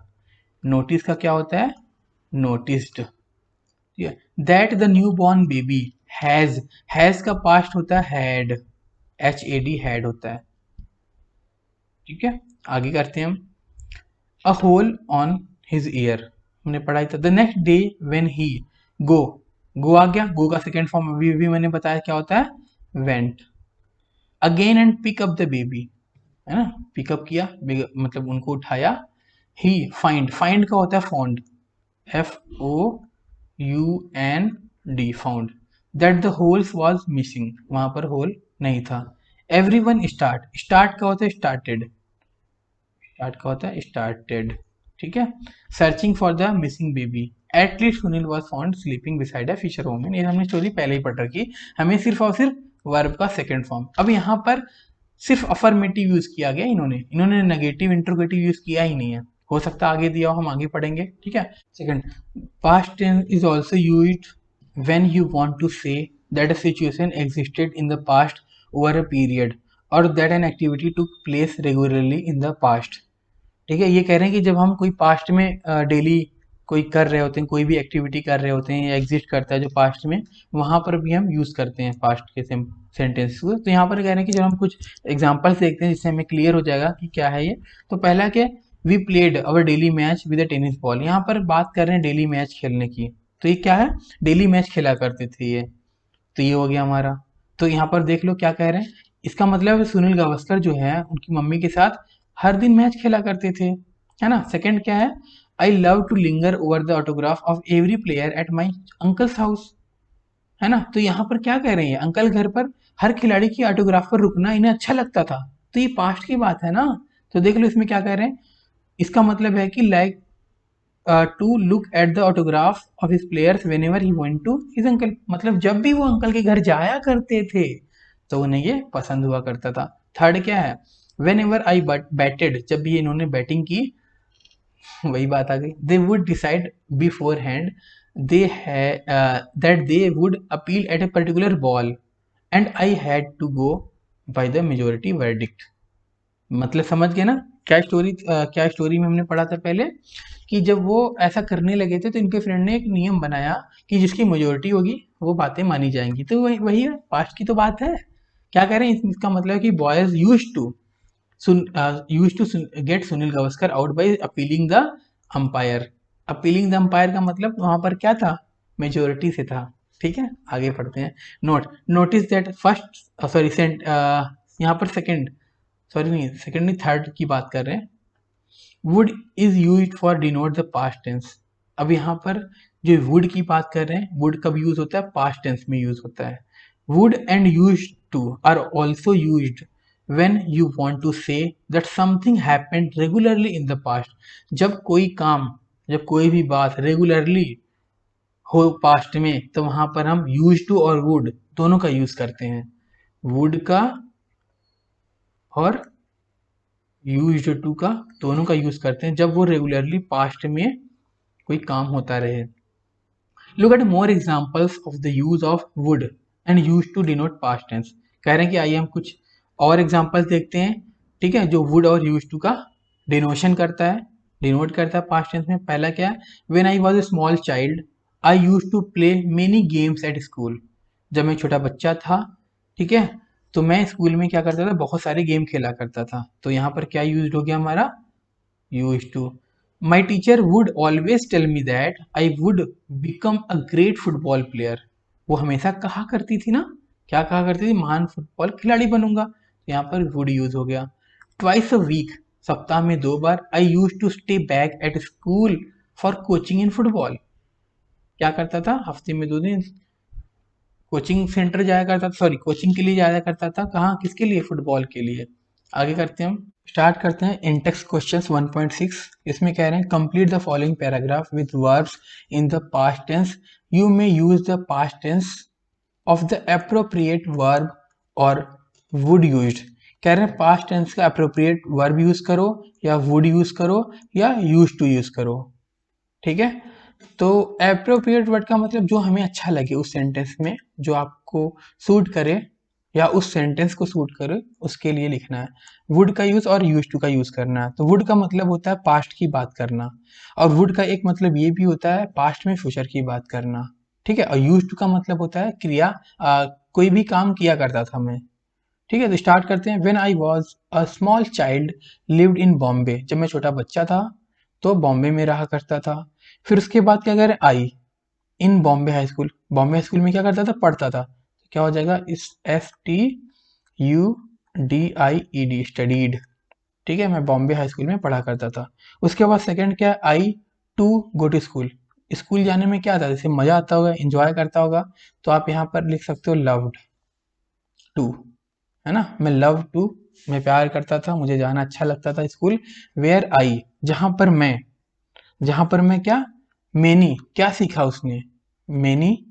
अब यहाँ पर आपको समझना है, मेनी आया फिर उसके बाद थिंग्स आया। थिंग्स का मतलब क्या होता है, आप सोचो, ठीक है। I use to learn many things, I use to learn many things use कर सकते हो, लेकिन मेनी के बाद थिंग्स आ गया, है ना। तो यहाँ पर क्या यूज करेंगे हम, तो यहाँ पर हम यूज कर सकते हैं आई लर्नट। लर्न का सेकेंड फॉर्म क्या होता है, learnt many use to things, many use to things. तो एक बार फिर से पढ़ लेते हैं। When I was small child I live in Bombay, जब मैं छोटा बच्चा था बॉम्बे में रहा करता था। I studied in Bombay high school, मैं बॉम्बे हाई स्कूल में पढ़ा। I love to go to school where I learn many use to things, many use to things, मैंने बहुत सारी चीजें वहां मैं सीखा करता था, है ना, बहुत सारी चीजें वहां सीखा करता था। उसके बाद क्या है, आई गो टू जूहू बीच, कहाँ जाता था ये, या कहाँ गया ये, यहाँ पर जूहू बीच पे जाता था, किसके साथ जाता था, जाया करता नहीं, यहाँ पर वुड आएगा, ठीक है। ये आपको फील से आ जाएगा प्रैक्टिस करते करते। तो I would go to Juhu beach with my parents on Sunday, ठीक है। फिर उसके बाद आपका क्या आ गया, whenever I go to, जब मैं जा, अब देखो यहाँ पर आ गया रिपीटेड का मतलब, वो पहले तो बता दिया जोहू बीच पे गया था, अब क्या कह रहा है, फिर बीच की बात कर रहा है, मतलब अब प्रैक्टिस में आ गया, हैबिट में आ गया। तो यहाँ पर जो यूज होगा वो यूज होगा used to. I use to go to beach, I play with my brother, क्या आएगा यहाँ पर, आई प्ले माई ब्रदर में यहाँ पर आ जाएगा आपका वुड, है ना, अपने भाई के साथ खेला। अच्छा, वी कीप प्लेइंग, यहाँ पर भी क्या आ जाएगा, वुड आ जाएगा। We keep playing, it was time to return home, on our way home we used to stop, कहाँ पर, आइसक्रीम खाने के लिए रुकता था, कहाँ पर, क्रीम पार्लर, आइसक्रीम पार्लर में। It would be an enjoyable day for all of us. ये बात तो थी हमारी किसकी, पास्ट सिंपल के अफर्मेटिव की। अब हम बात करते हैं नेगेटिव की। The negative of both regular and irregular verbs that are used in past tense is formed with did not। अभी हमने ऊपर पढ़ा था ना कि did not यूज होता है और verb का फर्स्ट फॉर्म यूज होता है। तो देखो ही डिड नॉट सी, सी का सीन नहीं आया है ना मूवी, मतलब उसने मूवी नहीं देखी। Ravi did not tell, tell का टोल्ड नहीं आया, ठीक है, टेल आया, अलाई V1 आ गया। Shyam did not go for picnic, Shyam did not go for the picnic. ये सारे वर्ड्स हमारे कौन से हो गए, नेगेटिव, सॉरी सेंटेंस जो हमारे हैं ये नेगेटिव के हैं।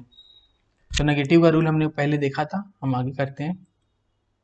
इंडेक्स क्वेश्चन 1.7 कह रहे री right the following sentence in the negative, the first is done for you an example. पहला यहाँ पर एग्जाम्पल के तौर पर हमें दिया गया है, उसके बाद कह रहे हैं नेगेटिव आपको कन्वर्ट करना है। पहला क्या, I played cricket with my friends, मैं अपने दोस्तों के साथ क्रिकेट खेला। आई डिड नॉट प्ले, यहाँ पर आ गया डिड नॉट, है ना। प्ले का प्ले, प्लेड का प्ले हो गया, V1 हो गया, बाकी सब कुछ सेम, ठीक है। Second, my aunt went to Bombay in his holidays, in the holidays, मेरी आंटी छुट्टी के दिन में बॉम्बे गई। अब इसका हमें नेगेटिव बनाना है, ठीक है। तो क्या आ जाएगा, माई आंट तो सेम रहेगा, माई आंट। अच्छा, उसके बाद क्या आएगा, हेल्पिंग वर्ब। तो ये हो गया हमारा सब्जेक्ट, ये हो गया हमारा सब्जेक्ट। अच्छा, थोड़ा सा रूल में लिखवा देता हूँ, सब्जेक्ट आता है, उसके बाद हेल्पिंग वर्ब आता है, उसके बाद नॉट आता है, उसके बाद मेन वर्ब, उसके बाद प्रीपोजिशन, उसके बाद ऑब्जेक्ट। ये हमारा रूल है, ठीक है। तो रूल के अकॉर्डिंग सब्जेक्ट सबसे पहले आएगा, तो मेरी आंटी क्या सब्जेक्ट है। उसके बाद क्या आएगा, हेल्पिंग वर्ब। तो इससे हेल्पिंग वर्ब क्या यूज होता है, डिड नॉट। तो माई आंट डिड नॉट, ये भी यूज कर लिया हमने। उसके बाद क्या आएगा, मेन वर्ब। मेन वर्ब क्या है यहाँ पर, जाना, तो जाना मतलब गो, ठीक है। My aunt did not go. उसके बाद आ गया हमारा प्रीपोजिशन, कहाँ पर, टू, कहाँ ऑब्जेक्ट क्या है, बॉम्बे, ठीक है। My aunt did not go to Bombay. उसके बाद कहाँ, इन द हॉलीडेज, लगा दो यहाँ पर इन द हॉलीडेज, ठीक है, इन द हॉलीडेज लिख लेना आप, ठीक है। बेसिकली मेरा जो काम था वो बताना था subject, helping verb, not, main verb, preposition, object के बारे में पढ़ना। ये सारे के सारे ग्रामर के क्वेश्चन है, ग्रामर के लिए अलग सी वीडियो बनाऊंगा, आप कमेंट जरूर करना उसके लिए। चलो, my aunt did not go to Bombay in the holidays, ठीक है। ये मैं रब कर देता हूँ, आप नोट कर लेना वीडियो पॉज करके।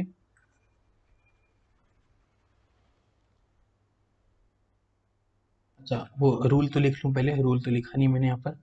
क्या होता है, सब्जेक्ट, हेल्पिंग वर्ब, अगर नॉट है तो नॉट आएगा, उसके बाद plus main verb plus preposition plus object. तो लिखते हैं हम, he obeyed the rules of camp, उसने कैंप के नियमों का पालन किया, तो वह हमारा क्या सब्जेक्ट है, ठीक है। उसके बाद हेल्पिंग वर्ब क्या आएगा यहाँ पर, डिड आएगा। फिर नॉट, मेन वर्ब क्या किया, ओबेड, ओबेड का क्या हो जाएगा, ओबे, ठीक है, पालन करना। उसके बाद सेम वही लिख दो, है ना, ओबे रूल्स ऑफ द कैंप, हो गया। अच्छा, उसके बाद he came to school on foot, वह पैदल स्कूल आया, ये आ जाएगा ही डिड नॉट कम, केम कम, तो फर्स्ट फॉर्म क्या हो जाएगा, कम, ठीक है, टू स्कूल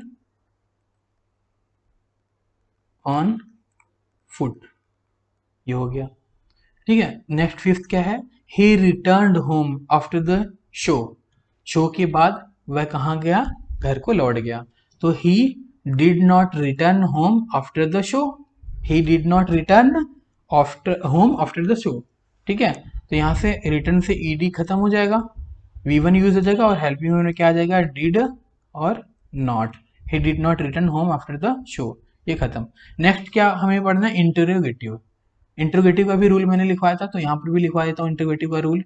रूल ये होता है कि सब हेल्प में हेल्पिंग वर्ब सबसे पहले लिखते हैं, हेल्पिंग वर्ब के बाद सब्जेक्ट आता है, अगर नॉट है तो आएगा, नहीं है तो नहीं आएगा, ये लिख देता हूँ मैं यहाँ पर, ठीक है। हेल्पिंग वर्ब, सब्जेक्ट, नॉट, उसके बाद आएगा हमारा मेन वर्ब, प्रीपोजिशन, उसके बाद आएगा ऑब्जेक्ट। तो स्टार्ट करते हैं, क्या है, डिड, अच्छा पहला इन्होंने दिया हुआ है, हमें करके दिखाया है, did he see the movie, क्या उसने मूवी देखी, ठीक है। तो हमें इसे क्या करना है, आप पढ़ लेते हैं क्वेश्चन एक बार। The interrogative is form by changing the position did and placing it before the subject, ये यही बता रहे हैं, ठीक है। Note that the main verb does not change in form, अच्छा मेन वर्ब भी वही V1 यूज होता है इसमें, मैंने बताया था ना स्टार्टिंग में आपको, V1 यूज होगा, सिर्फ और सिर्फ अफर्मेटिव में ही V2 यूज होता है। तो ठीक है, ये सारे के सारे इन्होंने एग्जाम्पल दिए हैं, देख लो।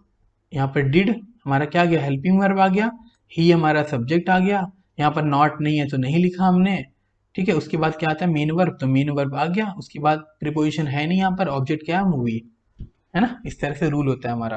अब हम क्वेश्चन करेंगे तब हम अपना करेंगे, ठीक है। तो रूल मैं लिखे रहने देता हूँ, बाकी सब कुछ हटा देता हूँ यहाँ से।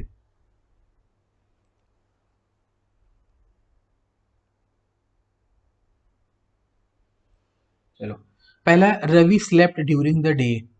एग्जाम्पल दे दिया इन्होंने, मतलब सॉल्व करके दे दिया, did Ravi sleep during the day, मतलब अफर्मेटिव से इन्होंने इंट्रोगेटिव में कन्वर्ट कर दिया, तो हम भी करेंगे। चलो आगे चलते हैं। तो सबसे पहले तो मैं रूल लिख देता हूँ आपके लिए।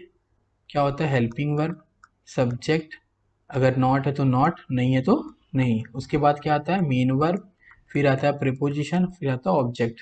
अच्छा, ये मेन वर्ब तो आपको पता ही है। प्रीपोजिशन ऑब्जेक्ट क्या है, जैसे हमारा सब्जेक्ट जो होता है ना वैसा ही ऑब्जेक्ट होता है, ठीक है। प्रीपोजिशन क्या करता है, मेन वर्ब और ऑब्जेक्ट के बीच में रिलेशन बताता है। ये ग्रामर का पोर्शन है, कमेंट जरूर करना, मैं जरूर इसके लिए वीडियो बनाऊंगा। आगे करते हैं। Shekhar went for a swim in the school in the pool. Shekhar जो है वो कहाँ गया, पूल में गया, किसके लिए, तैरने के लिए गया। तो शेखर पूल में तैरने के लिए गया, तो इसका इंट्रोगेटिव बना। सबसे पहले इसका हेल्पिंग वर्ब लगाएंगे हम, तो क्या आ जाएगा, डिड, ठीक है। उसके बाद सब्जेक्ट क्या है, शेखर, तो डिड शेखर, नॉट तो है नहीं यहाँ पर, तो नॉट नहीं लगाएंगे। उसके बाद मेन वर्ब आ गया, काम क्या है, जाने का, तो क्या आ जाएगा, गो, क्योंकि वी1 यूज होगा यहाँ पर। तो डिड शेखर गो, कहाँ पर, for a swim in the pool, interrogative sign लगा देते हैं यहाँ पर, ठीक है। तो did Shekhar go for a swim in the pool. तो बेसिकली आपको करना क्या है कि डिड लगा देना है, उसके बाद तो आपको पता ही वी1 लगाना है, बाकी सब कुछ सेम होता है, ठीक है। बाकी सब कुछ तो हमने सेम लिखा, बस यहाँ पर क्या लगा दिया, डिड लगा दिया, उसके बाद शेखर आया, वेंट को काट के क्या कर दिया, गो कर दिया, बस बाकी सेम है। अच्छा, उसके बाद थर्ड है ही एक्सेप्टेड द ऑफर। तो did he accept the offer, did he accept the offer, ये हो जाएगा। अच्छा, यहाँ पर मैंने आंसर भी लिखा हुआ है, ध्यान नहीं दिया, आप देख लो, यहाँ पर आंसर लिखा हुआ है मैंने। चलो आगे चलते हैं हम। India become a Republic India became a Republic on 26 January 1950। Did India become, देखो बिकम वर्ब का फर्स्ट फॉर्म हो गया, हेल्पिंग वर्ब आ गया, सब्जेक्ट आ गया, उसके बाद सब कुछ सेम है। They wanted to help the poor children, तो did subject main verb preposition, बाकी सब कुछ सेम है ना। चलो, उसके बाद हमें पढ़ना नोट मेकिंग के बारे में। तो नोट मेकिंग के बारे में हम पढ़ते हैं, फिर इसको रब कर देता हूँ। स्क्रीनशॉट ले लेना आप बैक करके और करना अच्छे से। आप इस तरह से मेहनत करो जैसे मैं करा रहा हूँ ना, आपको 90 प्लस लाने में कोई नहीं रोक सकता। बहुत इजी है इंग्लिश, बहुत ही ज़्यादा इजी है, बस थोड़ी प्रैक्टिस करते रहना आप। नोट मेकिंग क्या होता है, किसी कोई हमें अगर नोट लिखना होता है, जैसे कोई इंपॉर्टेंट थिंग्स है, कोई भी इंपॉर्टेंट चीज़ें हैं आपको लिखना है, तो आप नोट मेकिंग ही तो करते हो। वैसे भी आजकल पता है इतने काम करने लगे हैं लोग, नोट मेकिंग ना करें तो भूल जाएं, ठीक है। तो हम पढ़ते हैं इसमें, note making is an important skills which can help us in many veg, है ना। एक इम्पॉर्टेंट स्किल है जो कि बहुत काम में हमें हेल्प करता है। We don't do not and can not remember any everything, जैसे मैंने बताया ना, इतना काम हम करते हैं तो सारी चीज़ें तो याद नहीं कर सकते। तो do you remember word of the word every lesson that you read, आपने जो भी पढ़ा तो क्या आपको याद है क्या ना। आप बस एक फील ले रहे हो, समझ रहे हो। दोबारा से जब इस वीडियो को देखोगे ना तो ज़्यादा अच्छे से समझ आएगा। तो दोबारा से देखने का मतलब क्या, एक तरह से नोट ही तो है ये। इस तरह से जब हम खुद से लिखते हैं ना तो उसको नोट मेकिंग कहते हैं हम। It is impossible to do so, है ना, ये इम्पॉसिबल है कि हर एक वर्ड को हम अपने दिमाग में रखें। तो notes help you to store important information. अब जो भी मैंने बातें बताई हैं, टेंस से रिलेटेड, स्टोरेज से रिलेटेड, आपको जो इसमें इंपॉर्टेंट लग रहा है, जो मैं बीच में भी बोलता गया, वो आप कॉपी में नोट कर लो, ठीक है। वही हमारा नोट मेकिंग हो गया। तो कह रहे हैं व्हाट इज नोट मेकिंग, तो नोट मेकिंग तो आपको पता ही चल गया, पढ़ने की क्या ज़रूरत है, ठीक है। फिर भी आप एक बार पढ़ लेना। अच्छा, नोट मेकिंग जो भी हम नोट बना रहे हैं वो बहुत अच्छा होना चाहिए, मतलब पढ़ते ही समझ आना चाहिए। ऐसा नहीं कि हम कुछ भी लिख दें और बाद में वही पढ़ना शुरू करें, फिर हमें याद ही ना रहे कि क्या लिखा था हमने, है ना। ऐसा बहुत होता है बच्चों के साथ, ठीक है। तो आप लोग ऐसा लिखना कि आपको समझ आ जाए आगे जब पढ़ो। ठीक है, बाकी नोट्स कैसे बनाते हैं आप कमेंट करके बताना, मैं ज़रूर आपको रिप्लाई दूंगा। अच्छा, नेक्स्ट कह रहे हैं कि read the whole passage once to get the central idea. अब सेंट्रल आइडिया क्या है? कह रहे हैं कि पूरे चैप्टर को पढ़ो और उसका सेंट्रल आइडिया, है ना, बताओ, प्राप्त करो। तो सेंट्रल आइडिया का मतलब ही होता है उसका सारांश, उसके बारे में समझें हम। Read the passage again once और twice to underline the main ideas. अब उसको दोबारा से पढ़ो इसको, और जो मेन आइडियाज थे उसको अंडरलाइन करो। ठीक है, select the points related to the main idea. Main idea से जो मैच कर रहा है उसको सेलेक्ट कर दो। उसके बाद है पॉइंट्स टू रिमेंबर। तो correct understanding of the text is essential. जो सही समझ है ना वो बहुत ज़रूरी है, मतलब पाठ के बारे में सही समझना बहुत ज़रूरी है। Notes must be brief. जो नोट्स है, सॉरी नोट्स कह रहा हूँ मैं, जो नोट्स है ना वो बहुत ब्रीफ में होना चाहिए, मतलब एक्सप्लेनेशन जो है वो इन शॉर्ट हो। ऐसा ना कि आप पूरी बुक ही नोट्स में प्रिंट कर दो, छाप दो, लिख दो। ऐसा नहीं होना चाहिए, संक्षिप्त में होना चाहिए। Next, notes are made in a point form. Point form में बनाओ, जैसे यहाँ पर देखो हर एक पॉइंट फॉर्म में बना हुआ है ना। अगर मैं इसे पैसेज बनाकर लिखूँ तो आप बोर हो जाओगे। इस तरह से ये पॉइंट्स बना के आप नोट्स लिखो, है ना, लाइन बाय लाइन, और शॉर्ट में लिखना। This should not be complete sentence, है ना, क्योंकि ये पूरी सेंटेंस में नहीं होना चाहिए, है ना। तो मैंने पहले ही बताया यहाँ पर। चलो, main idea and the related ideas are numbered as main points in sub points. अब अगर कोई आइडिया है आपको उससे रिलेटेड, उसके सब पॉइंट्स ही बना सकते हो। जैसे हम लिखते हैं ना कि अगर फर्स्ट का ये है तो उसका ए पार्ट, बी पार्ट, फिर ए के भी कई पार्ट्स होते हैं तो ऐसे ऐसे लिखते हैं ना, तो सब पार्ट्स बोलते हैं उसको, ऐसे बना सकते हो आप। उसके बाद कह रहे हैं recognise abbreviation and symbols are used wherever necessary. जो भी उसमें आवश्यक हो, है ना, उसको संक्षिप्त, जैसे हम निमोनिक्स पढ़ते हैं ना। निमोनिक्स का मतलब जैसे बहुत बड़ी सी कोई टेबल है, उसको शॉर्ट में लिखना। जैसे आप केमिस्ट्री अगर आप पढ़ रहे होते तो केमिस्ट्री के वर्ड्स होते हैं बहुत सारे एलिमेंट्स के नेम। जैसे आपको 10 शहरों के नाम लिखने हैं, ठीक है, तो 10 शहरों का पहला पहला वर्ड आप सीरीज में लगा लो, फिर उसको एक निमोनिक्स बना लो, शॉर्ट में बना लो। तो वैसे ही बात कर रही है, ठीक है। बाकी अगर नहीं भी समझ में आ रहा तो कोई वैसे कोई इशू नहीं है, आपको बस शॉर्ट में लिखना है ताकि कंफ्यूजन ना हो सके, ठीक है। Points are arrange in a logical under order. Point जो है लॉजिकल ऑर्डर में होना चाहिए, जो भी आप लिख रहे हो वो लॉजिक होना चाहिए। अननेसेसरी कंटेंट्स नहीं होना चाहिए उसके अंदर, कि बहुत सारी चीज़ें उसमें डाल दिया आपने, है ना, खुद से, फिर जो मैंने बताया वो, और आप खुद से अगर कुछ कर रहे हो तो अच्छे से शॉर्ट में लिखना। ऐसा नहीं कि पूरी स्टोरी उसमें लिख दोगे आप, ऐसा ना करना। देखो हर बार एक कॉमन सी चीज़ आ रही है, कॉमन सी बात आ रही है कि आप शॉर्ट में लिखो जो भी लिख रहे हो, ताकि रिवीजन करने में इजी हो आपको। अच्छा, ऑर्नामेंटल वर्ड्स। ऑर्नामेंटल मतलब सजावटी, ठीक है, एंड फ्रेजेस आर ड्रॉप्ड। जो सजावटी वर्ड होते हैं ना, मतलब उसको फैंसी बनाने के लिए, तो वो सब भी आप कर सकते हो ताकि आपका जो नोट्स है वो इफेक्टिव हो। एग्जाम्पल्स एंड कोटेशन भी जरूर देना आप, ठीक है। एग्जाम्पल से ज़्यादा समझ आता है। जैसे मैं अगर कोई पॉइंट पढ़ रहा हूँ आपको समझ नहीं आता, जब एग्जाम्पल लेता हूँ तुरंत समझ आता है। वैसे भी जब मैं ऑफलाइन क्लासेस लेता हूँ मैं, तो जब टू द पॉइंट बुक का पढ़ता हूँ तो बच्चों को समझ ही नहीं आता, फिर जब एग्जाम्पल लेता हूँ तो तुरंत समझ आ जाता है। A suitable title is given.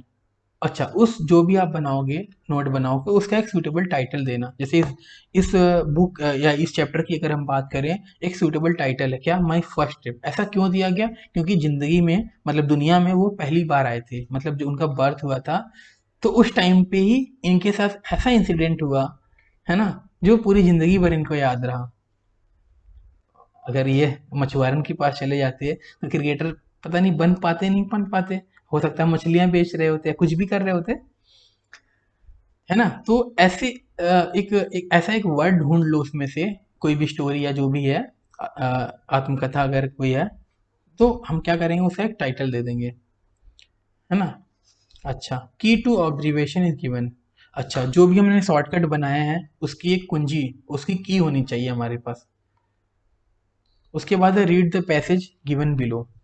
Passage दिया हुआ है यहाँ पर, ठीक है, वो पढ़ना है आपको। देखो मैंने हिंदी इंग्लिश कर रखा है, आप लोग पढ़ो, बहुत आसानी से समझ आएगा, ठीक है। बहुत इजीली लिख रखा है मैंने यहाँ पर। उसके बाद एक और पैसेज दिया हुआ है, उसको भी पढ़ना है आपको, उसकी हिंदी यहाँ पर दे रखी है, आप कर लो, ठीक है। उसके बाद डिस्कशन है। डिस्कशन का मतलब क्या होता है, जैसे मैं अपने लैपटॉप लैपटॉप के सामने बैठकर डिस्कस कर रहा हूँ, ठीक है, तो आप अपने फ्रेंड के साथ बैठकर डिस्कस कर सकते हो, कोई भी टॉपिक ले सकते हो आप और डिस्कस करो। जैसे इन्होंने दिया, you have notice that the passage in is about rapid means of transport and communication in 20th century. मतलब जो हमारा ये ट्रैफिक है ना, परिवहन जिसको हम कहते हैं, या हम अपने फ़ोन की बात करें तो 20वीं शताब्दी में फ़ोन जो है कितना हावी हो चुका है। 20वीं क्या छोड़ो, 21वीं शताब्दी चल रही है। 21वीं शताब्दी में फ़ोन कितना हावी हो चुका है ना, सब कुछ फ़ोन से हो रहा है, लैपटॉप से हो रहा है। तो इस तरह से कोई भी टॉपिक लेकर आप डिस्कस करो, नोट बनाओ उसके बारे में, ठीक है, और लोगों को उस नोट के बारे में समझाओ कि देखो मैंने ऐसे ऐसे नोट्स बनाया, उसको डिफाइन करो, आप उसको एक्सप्लेन करो सामने वाले। और अगर वो समझता है तो आपको अच्छा लगेगा कि देखो मैंने नोट्स बनाया शॉर्ट में और इसको समझा दिया, है ना। तो नोट्स कैसे बनाओगे, जैसे आपको फ़ोन के बारे में, है ना, मीडिया के बारे में बताना है, तो इंटरनेट सर्च करो, पढ़ो, कई सारे वेबसाइट पे जाके स्टडी करो, फिर अपना नोट्स बनाओ, फिर उस नोट्स के शॉर्ट में बनाओ, है ना, शॉर्ट में बनाओ। जैसे पीपीटी बोलते हैं ना, पावर पॉइंट प्रेजेंटेशन, तो वैसे करके आप बनाओ, ठीक है। तो ये सारी चीज़ें ऐसे लिखी हुई हैं, बेसिक सी बातें मैंने इसे हिंदी में ट्रांसलेट कर रखा है, पढ़ो, आपको बहुत इजीली समझ आएगा, ठीक है। स्क्रीनशॉट ले लो आप सभी के। अब देखो हमने जो पढ़ा था ना, हमने कहा था कि line by line to the point लिखना है सब कुछ, है ना, लाइन वाइज। तो यहाँ पर देखो लाइन वाइज ही लिखा हुआ है सब कुछ, है ना। एक तरह से एग्जाम्पल है ये, आप करोगे। चलो, नोट्स ऑन द पैसेज। तो हम कह रहे हैं कि हम छोटे और संक्षिप्त बिंदु बनाएंगे। तो ऐसा क्यों होता, क्यों है, मतलब हम ऐसा क्यों कर रहे हैं। तो इसमें फर्स्ट पार्ट है, fast means of transport communication, easy, aeroplane, है ना। फिर क्या, एक्सप्रेस ट्रेन, वायरलेस टेलीग्राफ इन 20th सेंचुरी। अब देखो सेंचुरी को मैंने सेंचुरी पूरा नहीं लिखा यहाँ पर, ठीक है, यहाँ पर इजी लिखा है। इजी का मतलब होता है फॉर एग्जाम्पल, क्या होता है, फॉर एग्जाम्पल। अब कहोगे सर यहाँ पर तो इजी है, F E, for example, F E तो है ही नहीं। तो अभी हम पढ़ेंगे ऐसा क्यों है, ठीक है। तो शॉर्ट में भी हम लिख सकते हैं, वही है ना कि संक्षिप्त बिंदु बनाए, वही हमें पढ़ेंगे।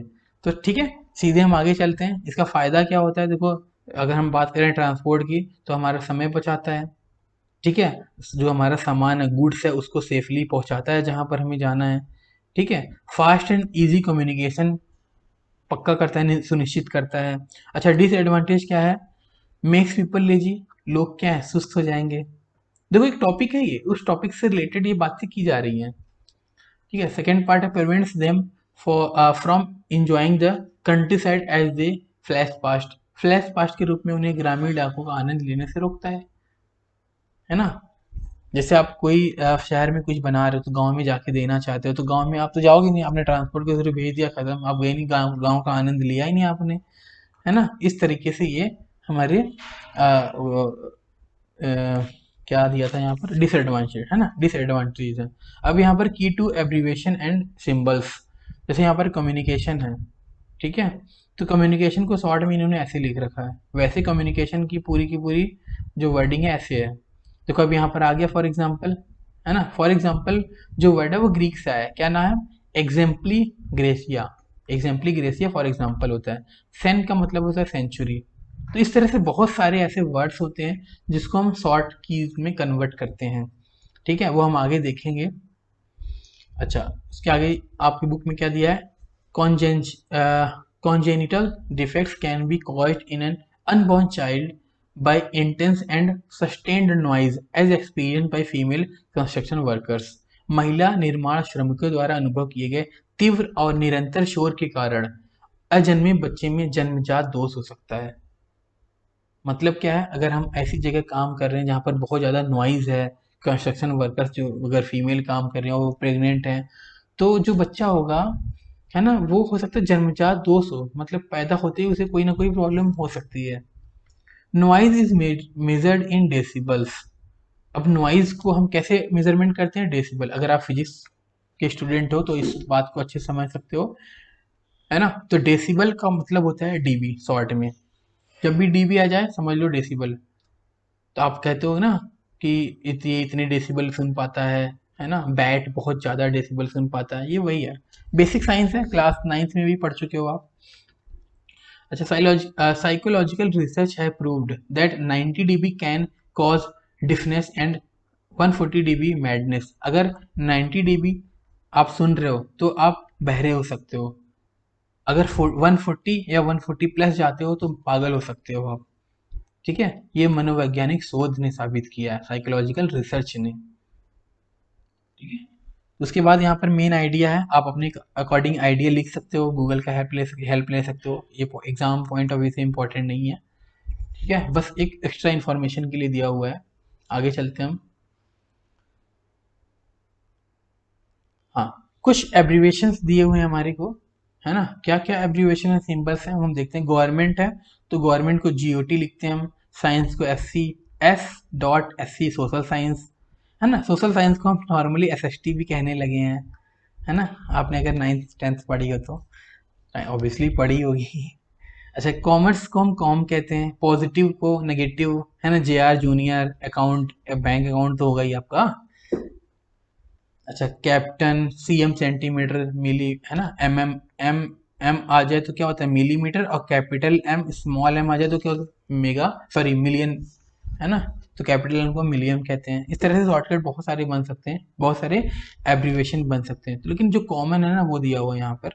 मीटर, सी, केयर ऑफ ने पढ़ा होगा, department, specially, established, kilogram, laboratory, limited, ये सारे आप पढ़ सकते हो। अब देखो यहाँ पर ये बैक स्लैश हाइफन आ जाए तो इसका मतलब होता है देयरफॉर। ठीक है, देयरफॉर का मतलब इसलिए, परसेंटेज, इक्वल टू।